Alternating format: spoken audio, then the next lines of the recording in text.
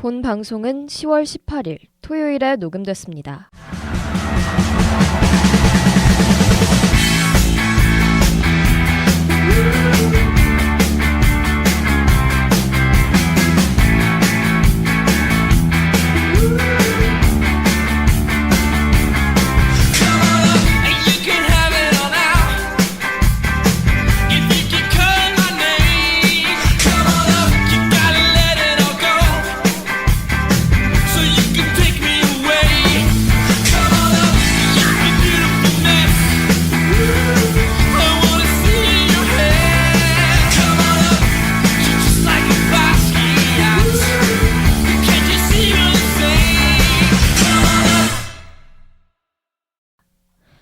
야구에 대한 자유로운 수다 야자수 665화 시작합니다.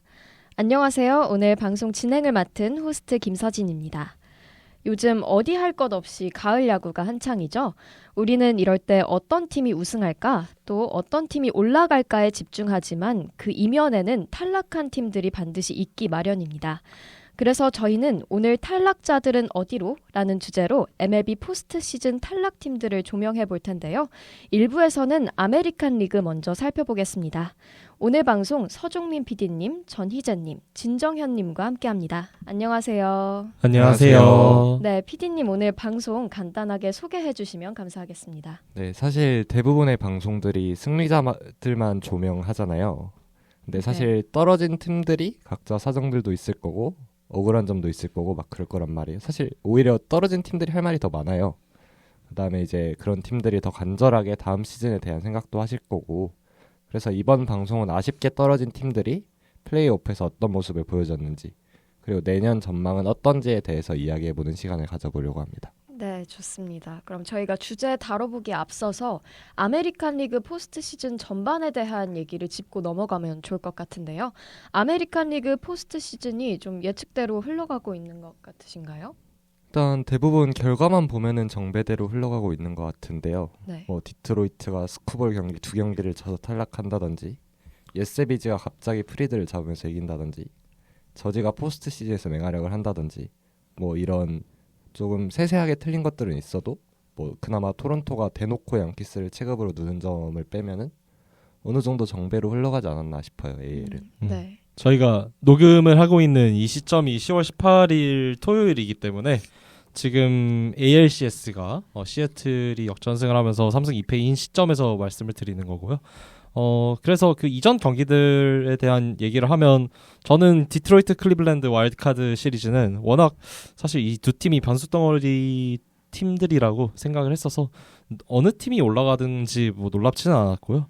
양키스 보스턴 같은 경우에는 저는 다른 뭐 유튜브 채널에서 이제 보스턴을 예측을 하긴 했습니다만은 1차전 이후에 좀 예상 외로 보스턴이 좀 크게 흔들리면서 역시 체급의 양키스다 싶었는데, 양키스가 또 마찬가지로 이제 DS에서 이제 토론토한테 광탈을 하게 될 줄은 전혀 예측하지 못했었고요.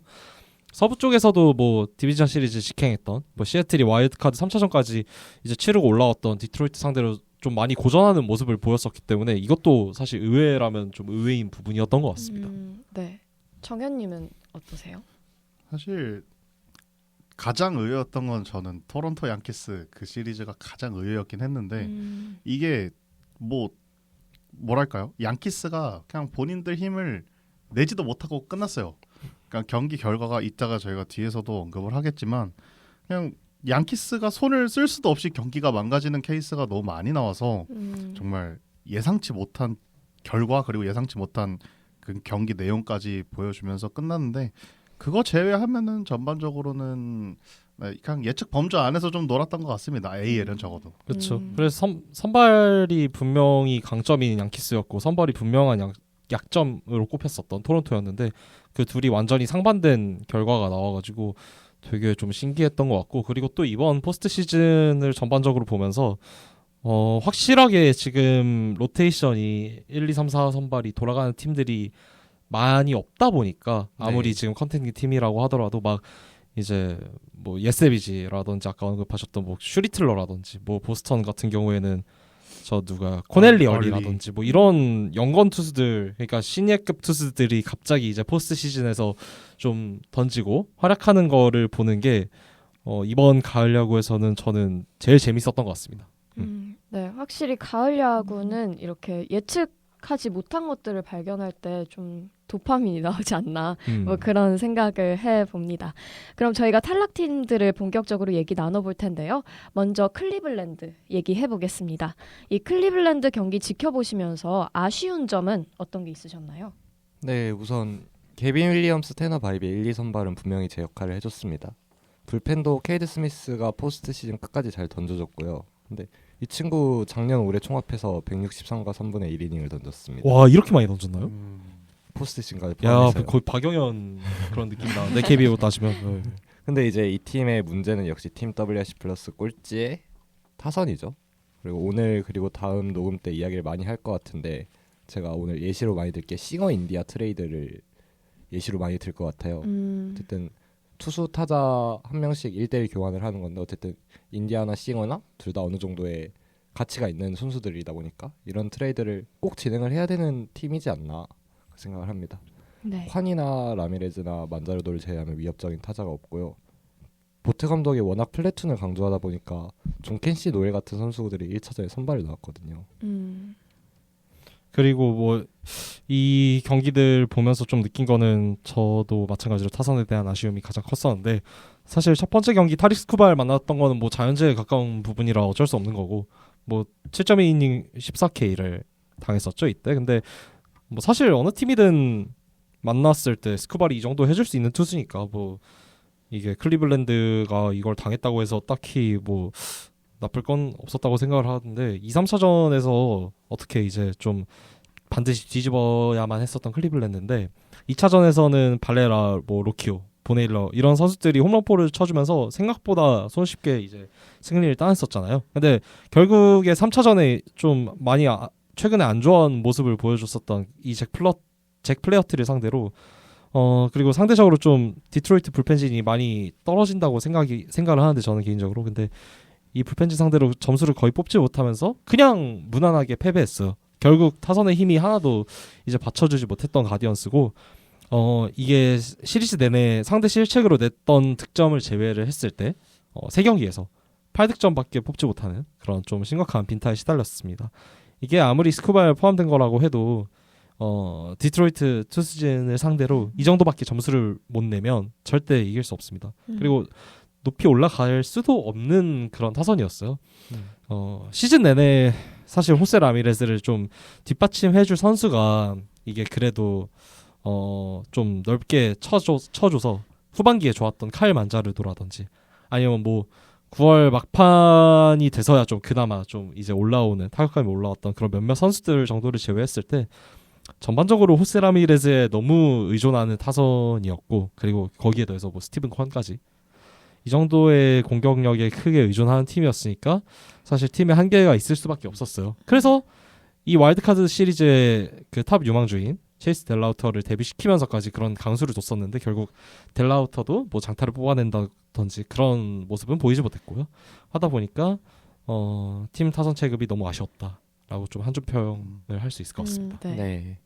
사실 델라우터 같은 이제 그냥 MLB 경험이 아예 없는 그냥 생신인을 포스트 시즌에서 데뷔시키는 게 되게 위험 요소가 많잖아요. 오랜만이기도 하고요. 그렇죠. 네. 그러니까 보통 잘 안 하죠. 그러니까 성공 가능성이 어지간히 높지 않으면 그런 행동을 잘 안 하는데 클리블랜드 입장에서는 델라우터가 이 친구 올리면 우리 포스트 시즌에 분명 힘이 될 거다 해서 올린 것보다는 델라우터라도 올려야 타선에서 어떻게든 좀 변주를 줄 수 있는 가능성이 조금이나마 생겨서 올린 느낌이 들어요. 네. 왜냐면은 계속 말씀해 주셨지만 결국 이 팀은 호세 라미레즈 말고는 밸류를 안정적으로 뽑아내줄 수 있는 선수가 없거든요, 사실. 그러니까 스티븐 콴이 잘해주긴 하지만 스티븐 콴이 해줄 수 있는 역할에는 분명히 한계가 있어요. 선수 그쵸. 스타일상. 그리고 만자르도도 어쨌거나 올해는 분명 잘해줬지만 뭐 그 이제 감독의 특성이라든지 아니면 만자르도의 타격 스타일상 라미레즈에 비하면은 꾸준하게 밸류를 뽑아줄 수 있는 선수는 아니에요. 그러니까 결국 호세 라미레즈에 많은 걸 의존하게 되는 이 팀 타선이다 보니까 이런 다른 선수들에서 어떻게든 변주를 주고자 했던 건데 어쨌거나 사실 요행이잖아요. 그러니까 정석이 아니라 요행이잖아요. 온몸 비틀기를 한 건데 그게 결과적으로는 좋은 결과를 보여주진 못했고 정작 중심을 잡아줘야 하는 호세 라미레즈도 딱 안타 2개, 장타 없이 단타 2개. 스티븐 컨도 1할 6푼 7리 타율이. 그러면은 뭐 이길 수가 없죠. 시즌보다 또 더 못했으니까. 근데 개인적으로는 아쉬운 점 얘기를 해달라고 하셨는데 여기까지 온 게 대단하다는 생각이 좀 지배적이긴 합니다. 저는. 그래서 사실 포스트 시즌 퍼포먼스에 대해서 막 부정적인 평가를 해야 하나 싶어요. 왜냐하면 시즌 내내 이랬어요. 시즌 내내 이랬어요. 그 막판에 그 파멸적인 연승을 하던 그 구간에도 타선은 이랬어요. 그렇기 때문에 뭐 여기까지 올라온 거 정말 고생했고, 다만 이제 앞으로 어떻게 될지는 뭐 좀 다른 얘기겠죠. 근데 적어도 저는 포스트 시즌 퍼포먼스에 대해서는 그냥 고생했다 한 줄 평하고 싶습니다. 뭐 KBO로 치면 올해 NC가 그렇게 8등에서 갑자기 막판에 올라와서 결국 와일드카드 자리 짜냈는데 와일드카드 시리즈에서 삼성한테 졌다고 해서 욕할 사람 아무도 없잖아요. 그렇죠. 클리블랜드도 마찬가지로 그런 맥락이에요. 수입당한 것도 아니고 한 경기도 잡았으니까. 맞아요. 네, 그럼 저희가 이렇게 아쉬웠던 점을 좀 얘기를 해봤는데, 그럼 클리블랜드가 앞으로는 이렇게 좀 나아갔으면 좋겠다 하는 방향성이라면 어떻게 하면 좋을까요? 일단 데라우터 바렐라가 자리를 잡아야 어느 정도 타선에 짜임새가 생길 것 같고요. 근데 이 팀의 가장 큰 문제는 작년 올해 너무 불펜이 혹사를 많이 당했거든요. 근데 현재까지는 잘 버텨주고 있으나 작년에 이제 그 유명한 게디스, 스미스, 해린, 클라세 중에 해린은 작년보다 올해 되게 부진을 많이 했고 클라세는 다른 이슈로 이제 빠져버렸고 네, 도박 이슈죠. 게디스도 점점 이제 위험한 증세가 보이고 있고 케이드 스미스만 잘 버텨주고 있는데 이 친구가 너무 이닝을 많이 먹었어요. 그러다 보니까 오히려 선발에서 메식이나 세코니가 잘 던져주면서 5선발, 6선발 체제가 확실하게 갖춰지는 게 클리블랜드 투수진에선 되게 중요하다라고 생각을 하고요. 다른 부분은 혹시 그냥 클리블랜드가 돈을 쓰는 팀이 아니잖아요. 네, 그러다 보니까 그렇죠. 결국에 이제 유망주들이 잘 올라와주는 게 중요한데 결국 데라우터의 성장이 제일 중요하겠죠. 델라우터도 있고 또 이제 작년 드래프트 1라운드였던 그 재작년인가요? 재작년이었죠. 재작년. 네, 트래비스 바자나도 이제 포텐셜이 좀 터져서 센터라인이 좀 많이 부실한 팀이잖아요, 이 가디언스가. 그래서 네. 이 센터라인을 좀 강화시켜줘야 될 것 같고 이루수로서 좀 자리를 잡으면 데라우터 말씀하신 것도 이제 외야 빅뱃이 좀 없다 보니까 확실한 게 이것도 굉장히 중요하고 또 뭐 쿠퍼 잉글이라든지 올해 마이너에서 부진하긴 했지만 뭐 제이슨 추리오라든지 이 마이너에서 대기 중인 유망주들이 그래도 좀 여럿 있고 그 퀄리티가 결코 떨어진다고 볼 수가 없어요, 가디언스가. 그래서 이 유망주들이 2-3년 내로 좀 터져주는 모습을 보인다면 앞으로도 경쟁력을 유지할 수 있지 않을까 싶은데, 또 이제 중요한 거는 만자르도가 올해 전반기 후반기의 차이가 좀 많이 극명하게 나눴잖아요. 네. 이게 이 선수가 근본적으로 컨택 능력이 사실 좀 부재하다라는 평가가 좀 있는데 이거를 조금이나마 해결했었던 게 후반기고, 역시 공이 맞아 나가니까 어쨌든 하드잇을 만드는 능력은 탁월하다 보니 많은 홈런을 때려낼 수 있었긴 했는데 이 모습을 결국 내년까지 쭉 좀 일관되게 이어져줘야 30홈런 1루수 자원 이 정도로 딱 성장을 할 수 있지 않을까 싶고요. 말씀해주신 대로 이 팀이 돈을 많이 쓰기는 어렵습니다. 메이저리그에서도 대표적인 이제 스몰 마켓이고 거의 극단적으로 안 쓰기까지 해요. 어쩔 때는 그 코로나 시즌이었나요? 그때는 뭐 팀 페이롤이 30밀 아래였던 것 같은데 40밀 아래였나요? 그쯤밖에 안 됐었던 팀이었다 보니까 지금도 영입을 기대하기보다는 이제 적당한 투수를 주어다가 이제 쓸 수 있을 정도로 고쳐 쓰는 이 특유의 클리블랜드 투수 육성 능력을 좀 꾸준히 발휘를 할 수 있어야 될 것 같고요.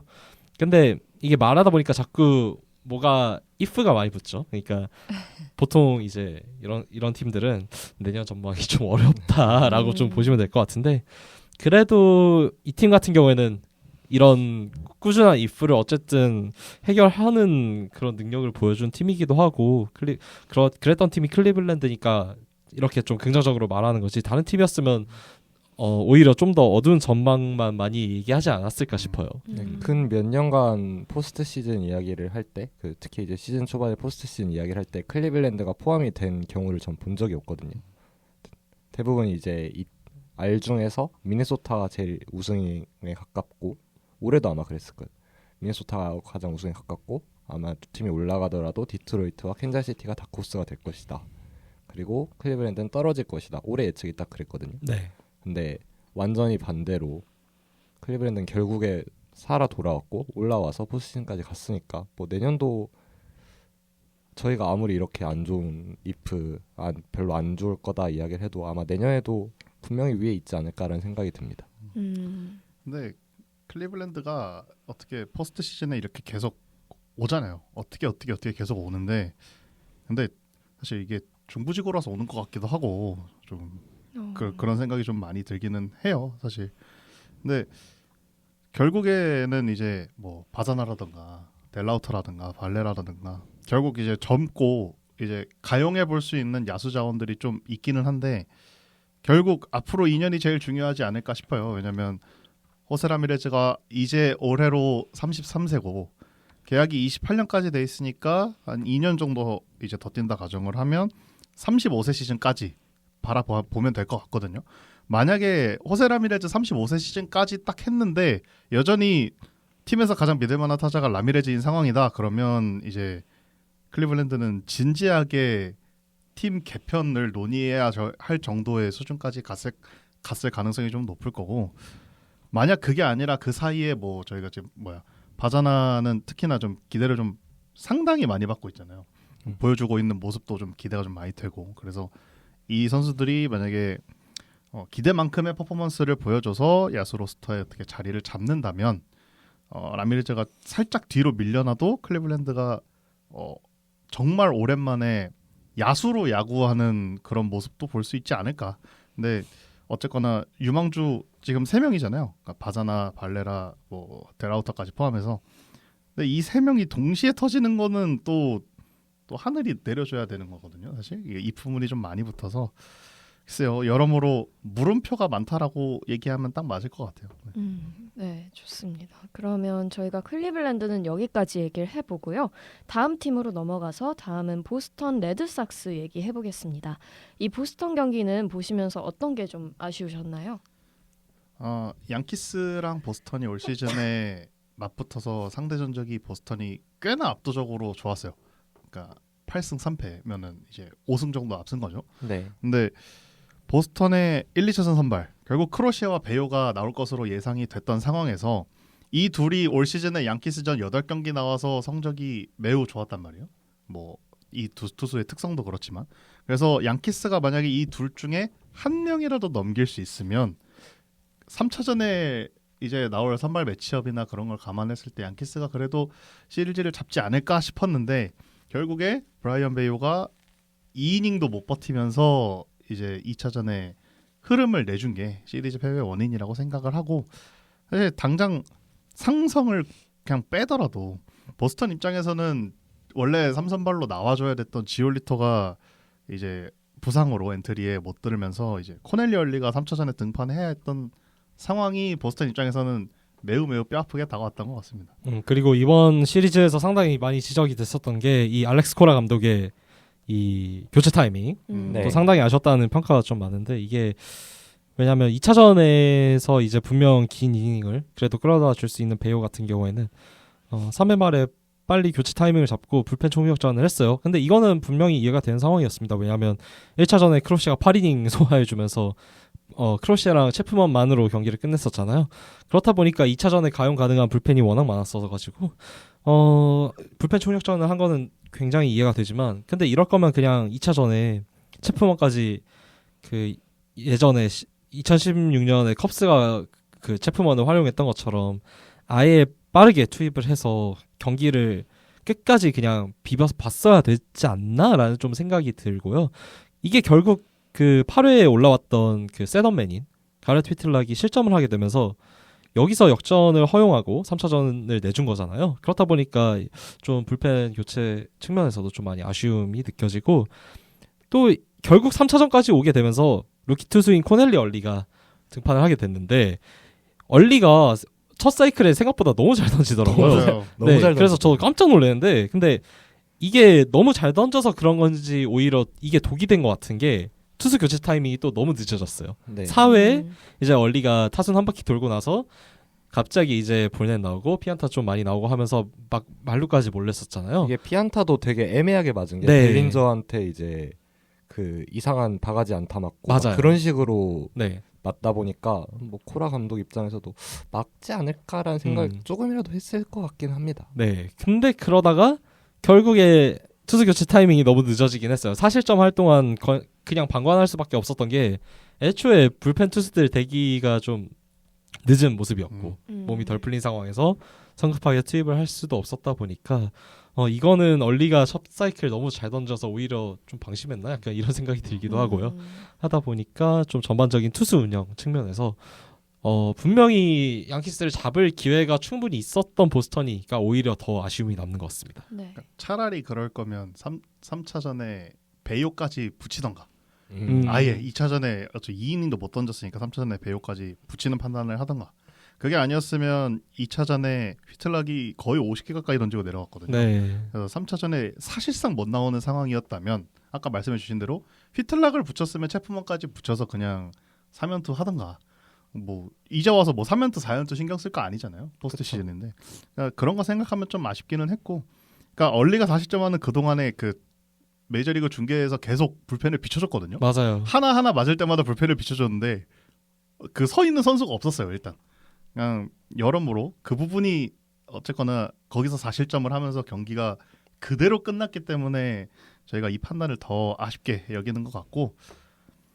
근데 저희가 이렇게 얘기하긴 했는데 예상했던 것보다도 보스턴 투수진이 어쨌거나 양키스 타선을 잘 막아내긴 했어요. 생각보다 전반적으로 네. 봤을 때. 그러니까 저지 제외하면 다 효과적으로 막았다라고 봐도 될 것 같아요. 근데 저지가 디비전 시리즈까지 그냥 혼자서 야구하는 느낌의 야구를 했다라고 생각을 하면 너무나 잘 막았다. 근데 결국 왜 졌냐 그러면 이제 그런 이제 앞에 있었던 뭐 투수 운용이라든가 아니면 전반적인 투수의 체급이라든가 이런 것도 있겠지만 그냥 보스턴 타선이 너무 힘이 부족하더라고요. 그러니까 양키스에 비해 체급이 약하다라는 말이 딱 맞는 말인 게 스토리랑 브래그먼을 제외를 하면 장타가 기대되는 선수도 없더라고요. 그냥 아예 라인업에. 그래서 웨아, 트리오, 라파엘라, 뭐 아브레이유, 듀라는 3경기 합쳐서 안타 하나 쳤습니다. 자렌 듀란이 하나 친 거 말고는 출루도 많이 없었어요. 심지어. 그러니까 그런 걸 감안을 하면 되게 루키를 그리워하는 게 되게 이상하긴 한데 로만 앤선이 없던 게 좀 너무 크게 느껴진다. 보스턴 입장에서는 투수 쪽에서 지올리도 없고 타자 쪽에서는 로만 앤선이 없던 그 2명의 부상자가 좀 매우 뼈 아프게 다가왔던 시리즈였던 것 같습니다. 네. 네, 크로세가 1차전 시작 전에 그 말을 했잖아요. 내 뒤에 체프먼만 준비시켜라. 그 말을 딱 지키면서 1차전 승리를 잘 거뒀는데 참 뭐 사실 역적을 스타에서 하나씩 뽑자면은 지올리터랑 전 제런 듀란이라고 생각하거든요. 워낙 이제 클래스가 있는 선수였다 보니까. 근데 베요도 사실 워낙 양키스전에서 잘 던졌다고는 하는데 3경기를 나와서 7이닝 무실점, 7이닝 무실점 그리고 5이닝 4실점이었어요. 그때 경기에서 이제 하드히트를 8개를 맞았고 그러다 보니까 베요도 은근 불안할 수 있다. 양키스가 베요의 어떤 약점을 찾아낸 걸 수도 있다라고 생각을 했는데 바로 이제 1회 벤라이스한테 홈런 맞고 너무 경기가 쉽게 2차전이 너무 빨리 엎어진 느낌도 있고 그러다 보니까 조금 아쉬운데 뭐 스토리나 요시다가 분전한 거 생각하면은 하인블룸 왜 잘랐냐 생각도 들고 좀 그렇습니다. 네. 좋습니다. 그럼 이어서 방향성에 대해 얘기해보면 좋을 것 같은데요. 특히 브래그먼 선수를 잡아야 할지 또 제런 듀란을 트레이드해야 할지 이런 얘기들이 있는데 이거 관련해서도 얘기해보면 좋을 것 같습니다. 이 두 선수 어떻게 해야 할까요? 데버스를 보내는데 브래그먼을 놓치는 거는 참 말이 안 된다고 생각을 하는데 참고로 존 헤이먼은 놀랄만한 팀들이 브래그먼 영입전에 관심 있다고 하는데 그중 하나가 로얄스랍니다. 제발 그러지 마시길. PD님이 로얄스 팬이시잖아요. 네. 네, 그래서 그렇습니다. 마이켈 가르시아 잘하고 있고 뭐 제발 그러지 마시길. 아무튼 제런 듀란을 이번에 제 값에 받으려면 이번에 마지막이라고 생각하는데 이번 시즌 전에도 그렇고 미드 시즌에도 그렇고 계속 제런 듀란 관련해가지고 기사들이 났을 때 꽤나 대가가 크더라고요. 샌디에고도 일단 가치가 떨어지긴 했지만 에단 살라스를 내놨었고 뭐 로얄스도 노아 카메론에 블레이크 미첼까지 내놨었는데 보스턴에서 거절을 했어요. 근데 저는 이제 요시다는 이제 팔 수 없는 매물이라 치고 그러면은 이제 어쨌든 간에 외야의 자리를 만들어야 되는데 그러면은 제런 듀란을 지금 최대한 가치가 높을 때 팔고 차라리 브래건을 잡는 게 낫지 않나 그렇게 생각합니다.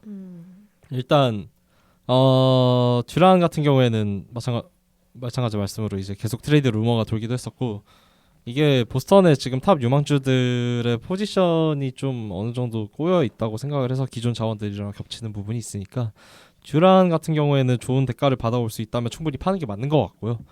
컨트롤 기간이 근데 좀 많이 남긴 했습니다. 생각보다 데뷔가 좀 늦었었어가지고 듀란이 컨트롤 기간이 아마 3년 남은 걸로 알고 있습니다. 28-29 시즌 FA로 알고 있고 그렇게 되면 뭐 어쨌든 A급 외야수인 게 분명한 듀란 같은 경우에 상당히 대가가 크겠죠. 근데 로만 앤서니 중심으로 어쨌든 팀을 짤 거라는 생각을 가지고 지금 그 운영을 하고 있으니까 어쨌든 이 자리를 만들어주기 위해서는 확실한 자리를 만들어주기 위해서는 듀란을 파는 게 맞고 또 이제 센터필더 수비 같은 경우에도 그 라파엘라의 수비를 믿고 그리고 타격에서 좀 점차 성장하는 이 모습도 믿는다면 듀란 트레이드를 안 해야 되는 이유가 또 굳이 없긴 해요. 그래서 올해 이제 좀 어떻게 팔릴지가 궁금한 되게 그런 매물이라고 생각을 합니다. 네. 그러니까 듀란을 이제 트레이드 할 수 있으면 참 좋겠는데 보통 저렇게 그 FA까지 기간이 많이 남은 매물은 팔기도 쉽지 않거든요, 사실. 그러니까 구단 입장에서도 어지간한 카드로는 안 맞춰줄 거고 상대방 입장에서도 이 카드까지 내줘야 돼라는 생각이 겹치게 되는 게 이제 이렇게 가용 기간 많이 남은 야수들인데 그걸 감안을 하면 과연 보스턴이 팔고 싶다고 해서 팔 수 있을까는 또 다른 문제일 것 같기는 해요.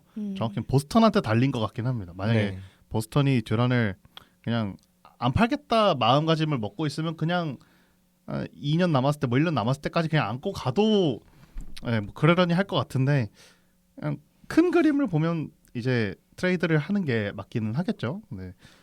뭐 듀란은 그렇다고 치면 브래그먼은 잘 모르겠어요. 저는 왜냐면은 당장 막스 메이어가 어쨌거나 3루를 볼 수 있는 자원이니까 막스 메이어로 3루를 채운다고 치면 브래그먼에 과투자를 할 필요는 없지 않나라는 생각은 들어요. 근데 이번 FA 시장에 나오는 3루수가 없어요. 브래그먼 말고는 진짜 없어요. 네, 브래그먼 말고는 그냥 없다라고 얘기해도 될 정도로 지금 3루가 없는 상황이라 그냥 그런 걸 생각하면 만약에 브래그먼에 갑자기 막 뭐 경쟁에 붙어서 가격이 이상하게 치솟지만 않는다면 충분히 동행을 이어가도 뭐 인정할 만한 부분이고 만약에 싫다 우리는 그냥 막스메이어 3루에 이제 꽂아놓고 그냥 쭉 키우겠다 그래도 저는 뭐 그것도 한 합리적인 부분이라고 생각합니다. 그냥 결국 보스턴이 어떻게 할지에 따라 달린 것 같아요. 근데 어느 쪽을 선택하더라도 저는 개인적으로는 그냥 두 무브 다 어느 정도 이해는 되는 그 정도인 것 같습니다.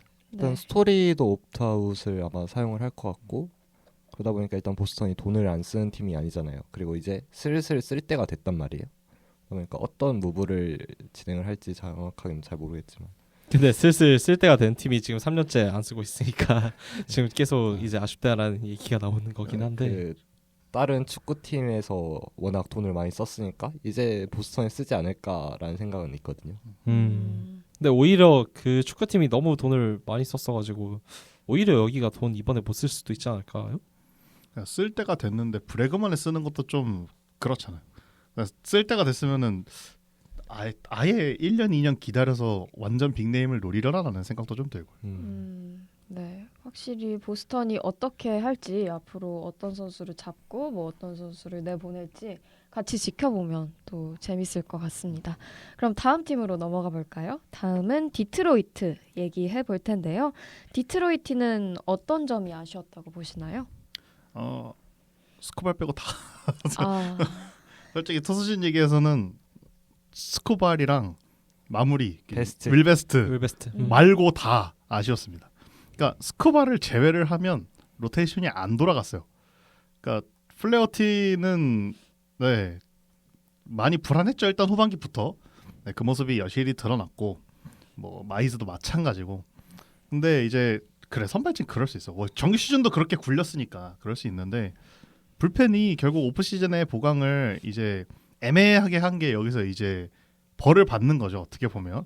그러니까 시리즈 내내 뭐 가을 야구 내내 중요한 상황마다 올라오는 제 1번 필승조가 피네건이었어요. 근데 그 피네건이 디비전 시리즈에 올라와서 결정적인 점수를 좀 많이 내주기도 했고 네. 올라올 때마다 불안한 모습을 보이기도 했고 피네건에 대해서는 뭐 잘 아시는 거죠. 그렇죠. 근데 네. 이게 피네건이 셋업맨 여기 그 지금 위닝팀 셋업맨 할 깜냥도 사실 안 된다고 생각하는데 저는 어떻게 근데 결국 디트로이트 가서는 또 후반기에 굉장히 좋은 모습을 되게 보여줬기 잘했어요. 때문에 그래서 디트로이트도 믿은 거죠. 근데 결국에 포스트 시즌에서 좀 아쉬운 모습이 있었고 피네건뿐만이 아니라 이게 베스트 앞 뒤에 그러니까 베스트 앞에서 좀 나올 만한 투수들이 사실 좀 구위가 대단한 투수들이 전혀 없었잖아요. 디트로이트 같은 경우에 네. 뭐 타일러 홀튼 이런 선수들이 이제 뭐 중요 상황에서 좀 간간히 등장하곤 했었는데 이런 유형의 투수들이 삼진을 많이 잡는 그런 유형도 아니고 하다 보니까 계속 디트로이트 불펜 너무 아쉬운데라는 소리가 계속 나올 수밖에 없었던 것 같아요. 그러니까 오죽하면 그 나이 30대 후반인 토미 케인리가 자꾸 나오겠냐고. 그렇죠. 자꾸 보면은 토미 케인리가 자꾸 나와요. 피네건이 못 막으니까 토미 케인리가 자꾸 나오게 되는 거예요 이게. 그러고 결국 케인리가 마지막에 그 결승타의 주인공이 됐죠. 맞았죠. 네. 이렇다 보니까 좀 내년 시즌에는 불펜 보강이 확실하게 필요한 디트로이트일 것 같고 FA에서 어떻게든 주워 와봐야죠. 그래도 불펜 같은 경우에는 가격이 그렇게 비싼 것도 아니니까. 네. 그럼 이어서 디트로이트 이 팀의 방향성에 대해서 얘기해 볼 텐데요. 특히 타릭 스쿠발이 다음 시즌 끝나고 FA 시장에 나가게 되는데 어디로 갈지도 궁금합니다. 어떻게 생각하시나요? 사실 FA 전에 지금 이게 문제죠. 트레이드가 확정이 됐죠. 사실 네. 거의 이제 어디로 갈지만 결정이 되는 결정이 되면 되는 상태고 일단 연장 계약이 워낙 연가로 나왔고 그리고 저는 디트로이트가 자기 팀에서 사이영 2개 따낸 선발 투수 그리고 이제 스쿠볼이 팀에 대한 애정이 없는 것도 아니에요. 막 본인 편지도 쓰고 막 항상 디트로이트 좋다 그런 식으로 이야기를 해놨었는데 그래도 250밀 차이면은 정말 너무 양심이 없는 게 아닌가. 그렇죠. 썰에 따르면 그 작년에 보스턴이 크로시에 영입한 직후에 바로 연장 계약했었잖아요. 네. 그때도 디트로이트가 마찬가지로 이제 스쿠발한테 오퍼했었는데 그 규모가 170밀밖에 안 됐었다라는 얘기가 나왔을 정도로 최근에 좀 어이가 없을 지경이죠. 이거는 말이 안 되는 거예요. 왜냐하면 스쿠발 같은 경우에는 아무리 보수적으로 잡아도 저는 연이 아니죠. 총액이 300밀을 맞춰줘야 된다 생각하거든요. 어쨌든 게리 콜이라든지 이 그 다저스의 야마모토 급의 계약을 충분히 따내고도 오히려 더 받아도 되는 선수인데 그렇게 디트로이트가 돈 쓰기 싫나? 라는 생각이 좀 들고 돈 쓰기 싫으면 정성이라도 좀 보였으면 좋겠는데 너무 정성이 없었던 것 같아요 이건. 그래서 이 지금 디트로이트의 그 구단 주인 그 크리스토퍼 엘리치죠. 이분이 아버지랑 너무 비교가 될 것 같습니다. 이런 선수는 그러니까 놓치면 안 되거든요 사실. 그러니까 안 팀 되죠. 입장에서. 그러니까 만약에 팀이 우승이 목적이 아니고 뭐 포스트 시즌이 목적이 아니고 우리는 이제 팀을 털 거다 이제 쉬겠다 몇 년 쉬겠다 하면 모르겠는데 디트로이트 그럴 거 아니잖아요. 당장 이제 막 지구 우승하고 이제 막 포스트 시즌 막 다시 가기 시작한 팀인데 스쿠발 계약 1년 납두고 이런 이슈가 터진다는 것 자체가 좀 이해가 안 되긴 합니다. 그러니까 뭐 170밀 계약 제의가 있었다 했는데 뭐 계약 기간의 문제였는지 아니면 금액의 문제였는지 아니면 둘 다의 문제였는지는 모르겠어요. 근데 어쨌거나 지금 현재 스쿠발의 퍼포먼스상 스쿠발이 압도적인 값에 있거든요. 있어야 하고 그럼 디트로이트도 사실 맞춰줘야죠. 이만한 투수를 어디서 구해요. 이만한 투수를 마이너에서 육성해서 키워낸다? 그거야말로 진짜 하늘이 내려줘야 가능한 일인데 10년에 한 번 나올까 말까 한 투수죠. 10년이면 20년에 한 번 나올까 말까 해도 이제 전혀 손색이 없는 투수다 보니까 디트로이트는 10년에 한 번이에요. 그 벌랜더 있었고 벌랜더 뒤에 슈어저 있었으니까. 근데 결국 둘 다 그 벌랜더나 슈어저나 둘 다 디트로이트를 떠났던 전철이 있었던 만큼 그 리그 대표하는 에이스를 좀 잘 지켜내지 못하는 디트로이트의 그 이전 모습이 또 반복되는 것이 아닌가 하는 우려가 있고 그래서 만약에 가게 된다면 그만큼 아무리 1년밖에 못 쓴다고 해도 컨트롤 기간이 그만큼밖에 안 남았다 해도 팜을 탈탈 털어서 줘야 돼요. 이건 어쩔 수 없어요. 지금 스쿠발은 그 지구 1선발이잖아요. 지구에서 1선발 뭐 외계인이랑 뭐 싸우면 뭐 누가 던질 거냐 할 때 뭐 우스갯소리로 그런 말 하잖아요. 스쿠발이 무조건 나올 거고. 그래서 또 이제 디트로이트가 받아오는 그런 유망주 대가들이 사실 뭐 너무 로우 레벨 유망주면 안 되거든요. 분명히 디트로이트 같은 경우에는 지금 어느 정도 달릴 여력이 있는 팀이기 때문에 좀 직전감에 가까운 유망주들을 여러 이제 내놓을 수 있는 그런 팀이 그 스쿠바를 사지 않을까 싶은데 근데 좀 어렵죠. 말만 들어봐도 좀 조건이 덕지덕지 붙잖아요. 그게 가능한 유일한 팀이 네. 사실 매츠고 매츠 볼티모어까지 저는 보고요. 네. 그리고 여기서 또 뜬금없이 좀 다크호스를 한 뽑자면 전 개인적으로 애리조나도 가능하다고 봅니다. 애리조나 같은 경우에는 그 저거 뭐야 번스 영입하면서 번스가 바로 팔꿈치 터져버렸잖아요. 네. 그러면서 에이스가 좀 부재하게 된 상황이고 내년에 돌아오게 될 건데 애리조나 같은 경우에 그 이전에 실링 존슨 때도 그렇고 갑자기 이런 뜬금없는 이런 그 고급 자원들을 잘 영입한단 말이에요. 그래서 애리조나 같은 경우에도 지금 그 거의 측정감 유망주들도 많이 보유한 상황이기도 하고 뜬금없으면 또 이 팀도 가능할 것 같아요 저는. 근데 이게 보통 이런 경우가 디트로이트가 스코발의 가치를 매우 높게 평가해서 트레이드 끝까지 안 해주다가 정말 헐값에 내놓는 경우도 종종 봤거든요. 이게 가끔 그런 경우가 있어요. 번스도 약간 그런 느낌으로 네, 그런 생각보다 케이스였죠. 싸게 갔죠. 아니면 못 가거나 카드가 안 맞아서. 그러니까 이런 경우는 거의 없는데 트레이드가 이루어지긴 하더라고요 보통. 근데 까놓고 봤더니 카드가 이럴 거면 연장 계약하지라는 소리가 절로 나올 수밖에 없는 그런 카드로 트레이드가 이루어지는 경우가 종종 있습니다. 그래서 디트로이트 입장에서도 한 발 양보하지 않으면은 생각보다 원하는 대가 받기는 힘들 것 같아요. 왜냐면은 반년 렌탈이라고 생각하면 좀 가치가 다르죠. 아무래도. 네. 그러면 또 이렇게 얘기 나눠보고 어떻게 될지 또 한번 지켜보면 좋을 것 같습니다. 그럼 다음은 뉴욕 양키스의 아쉬운 점에 대해서 얘기해 볼 텐데요. 어떤 점이 아쉬우셨나요? 사실 양키스가 타선이 그러니까 1번부터 9번까지 다 풀 에어 타자거든요. 그냥 라인 드라이브 없이 그냥 뜬 공 만들어서 홈런만 쳐서 이기겠다에 초점이 맞춰진. 그 중심엔 저지가 있지만 저지는 홈런도 잘 치는 타자라면 나머지 타자들은 홈런을 잘 치는 타자들밖에 없거든요. 그렇기 때문에 타격 성적이 항상 꾸준할 수는 없어요. 근데 그걸 감안을 해도 디비전 시리즈 자체는 타선은 되게 잘 끌고 왔어요.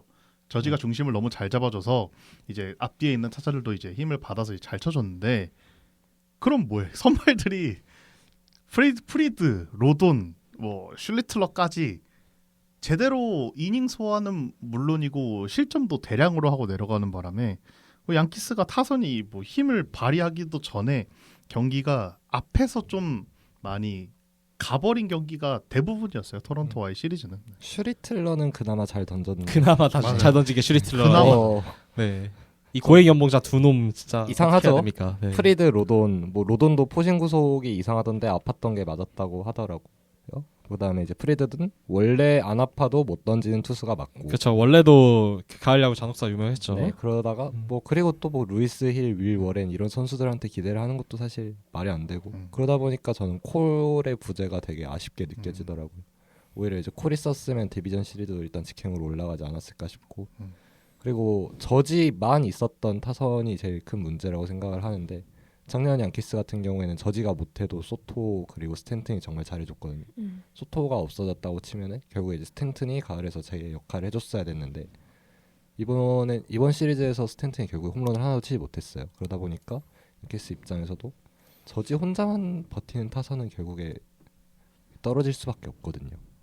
벨린저 같은 경우에도 그 뒤에서 충분히 받쳐주지 못했고 하다 보니까 이 선발 투수진이 망쳐놓은 경기를 아무리 타선의 힘이 좋다고 하는 양키스라고 해도 복구하기가 쉽지는 않았던 것 같고 그래서 전반적으로 봤을 때 좀 되게 제일 의외였던 시리즈였어요. 결국에 토론토 투수진이 그 정도로 잘 막아줄 줄 몰랐고 예스비지도 그렇고 그러니까 이길 수는 있는데 이렇게 이길 줄은 아무도 몰랐다는 거죠. 그러니까 이렇게 압도적으로 토론토가 그냥 눌렀잖아요, 사실. 네. 네. 이렇게 될 줄은 진짜 아무도 몰랐을 거예요, 사실. 네, 그럼 역시 방향성 얘기해 볼 텐데요. 특히 FA인 선수들이 있죠. 벨린저와 그리샴. 이 둘 중에 한 명만 잡는다면 누굴 잡으면 좋을지 얘기해 보면 좋을 것 같습니다. 저는 둘 중에서 양키스가 쓰기 쉬운 조각은 무조건 벨린저라고 생각을 하거든요. 일단은 중견수, 1루수 그리고 좌익수가 되기 때문에 뭐 그냥 양키스가 뭐 예를 들어 갑자기 도밍게즈가 잘한다.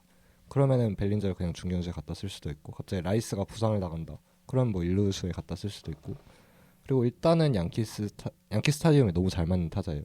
홈에서 이제 OPS가 9가 넘을 정도로 상당히 괜찮은 타자고 그러다 보니까 계약 기간을 좀 늘리면은 워낙 벨린저도 지금 계속 장기 계약을 원하고 있는데 못 받고 있는 상황이잖아요. 그러다 보니까 AAV는 좀 싼 가격에 잡지 않을까, 잡을 수 있지 않을까라는 생각은 있습니다. 근데 네. 벨린저가 생각보다 그 되게 비싸게 부를 수도 있을 것 같다고 생각을 하거든요. 그리고 늘 그랬었거든요. 그렇기 때문에 지금 원하는 계약을 좀 못 받고 계속 FA 재수를 하고 그런 상황이 있었잖아요. 근 3년간. 그렇기 때문에 올해도 좀 만약에 벨린저가 과하게 부른다면 전 그리샴도 나쁘지 않다고 생각해요. 잡는 건.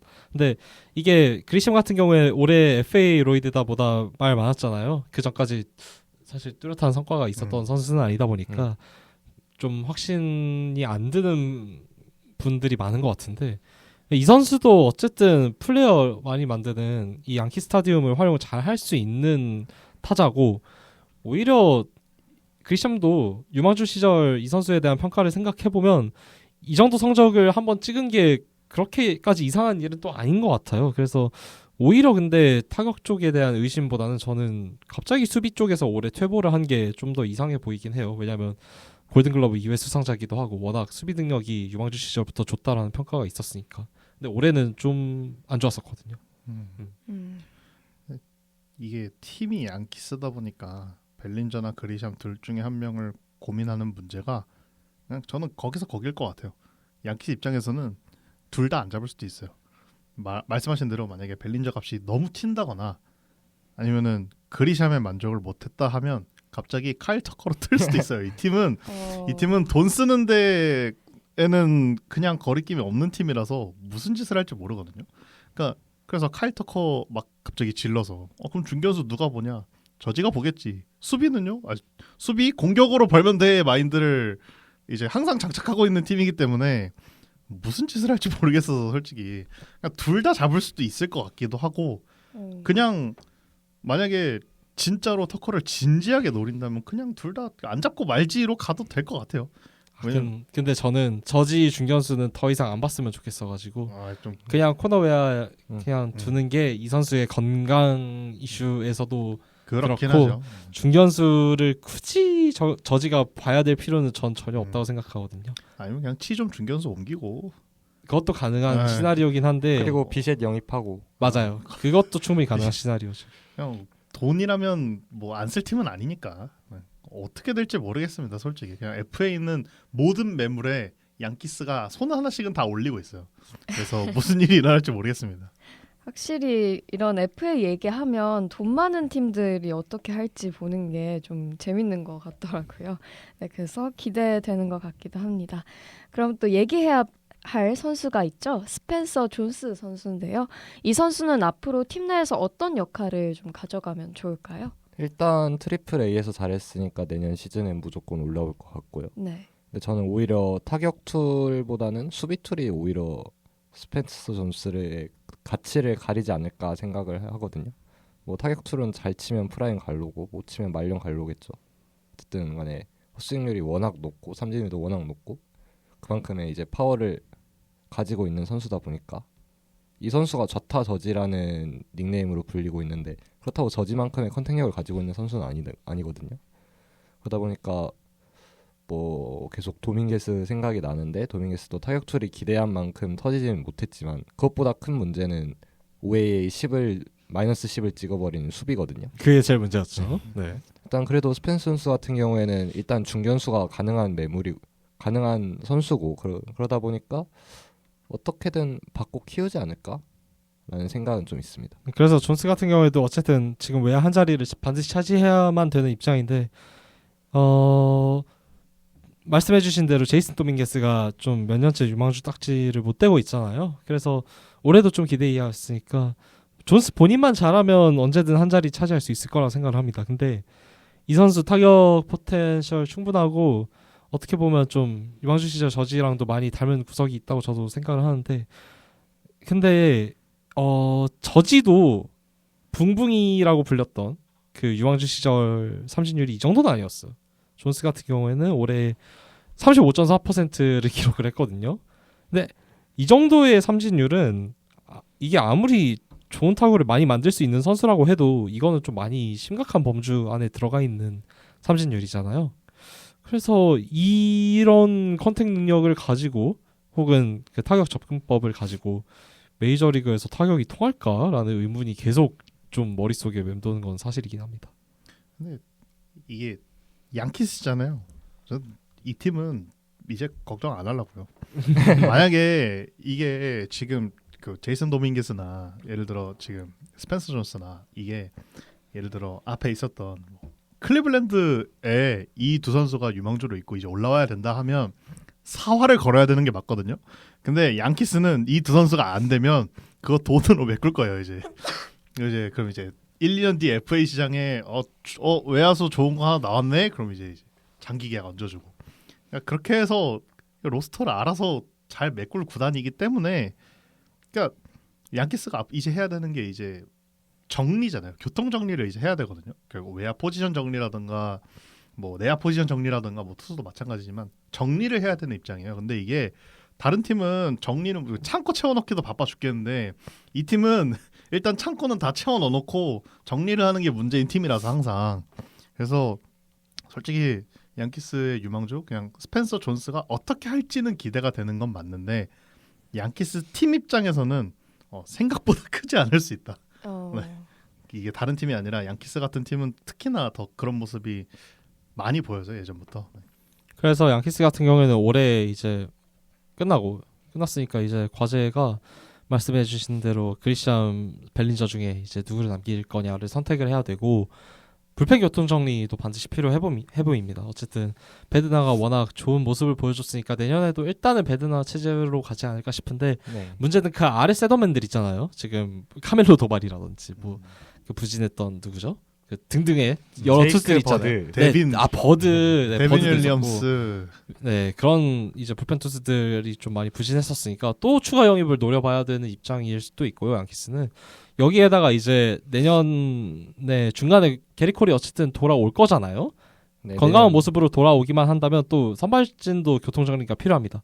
콜, 프리드, 슈리틀러, 로돈 까지는 확정이고 그 아래 자리들이 또 여러 있잖아요. 뭐 클락 슈미트라든지 윌 워렌이라든지 뭐 루이스 힐이라든지 등등등등의 여러 투수들이 있기 때문에 이 투수들을 또 어떻게 잘 정리를 하느냐가 이번 양키스 오프시즌의 핵심 과제이지 않을까 싶습니다. 일단 양키스가 루크 위버에 대해서 생각을 어떻게 하는지가 제일 궁금하거든요. 아, 위버가 진짜 양키스에서 고생 많이 했죠. 정말 작년부터. 고생 많이 했는데 네. 올해 후반기에 너무 안 좋았어요. 맞아요. 포스트 시즌도 그렇고. 네. 근데 작년부터 좀 예견된 결과긴 해요. 작년 너무 많이 후반기도 던졌으니까. 좀 그랬었거든요. 음. 네, 올해도 세부 지표들 조금씩 떨어지는 모습이 눈에 보이더라고요. 그래서 좀 대우를 해줄 수 있을까? 근데 불펜이라서 이 불펜 대우를 해준다는 것도 이상한 말이거든요, 사실. 네, 그래서 좀 궁금하긴 합니다, 여러모로. 작년에 근데 위버 84이닝 던졌어요. 이게 그리고 포스트 순수 불펜 등판으로만 84이닝 던졌기 때문에 뭐 어쩔 수 없는 부분이고. 아, 근데 뭐 이 선수가 양키스 뭐 출신 선수도 아니고 하다 보니까 굳이 잡을까요? 여기 비즈니스인데. 네. 불펜은 그냥 사면 돼요. 맞아요. 불펜은 계속해서 양키스는 바뀌는 겁니다. 양키스는 그렇게 생각할 수 있어요. 불펜은 사면 되지. 네, 그럼 이렇게 해서 이번 2025 MLB 포스트 시즌 탈락팀 아메리칸 리그 모두 얘기 나눠봤는데요. 저희는 오늘 방송 여기서 마무리하고요. 다음 편에는 내셔널 리그 팀들 이어서 다뤄보겠습니다. 그럼 다음 편에서 다시 뵙겠습니다. 야구에 대한 자유로운 수다, 야자수.